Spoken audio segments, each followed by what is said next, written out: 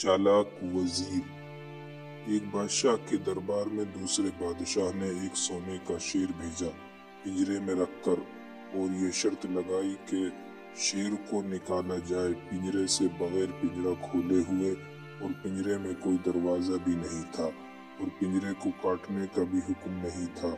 तब बादशाह के दरबार के सब लोग परेशान हुए कि शेर को पिंजरे से कैसे निकाला जाए।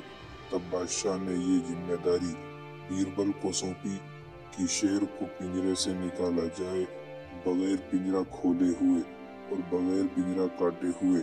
दरअसल वो बादशाह देखना चाहता था कि इनमें कोई अक्लमंद है कि नहीं।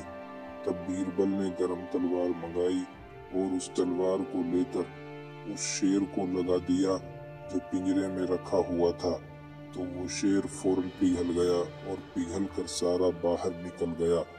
तब पता चला कि ये कोई शेर नहीं बल्कि ये मोम का शेर है, और इसके ऊपर सोने का पानी लगाया हुआ है। और वो बादशाह भी समझ गया कि इस बादशाहत में बहुत समझदार लोग हैं, इनके ऊपर कब्जा करना मुश्किल है।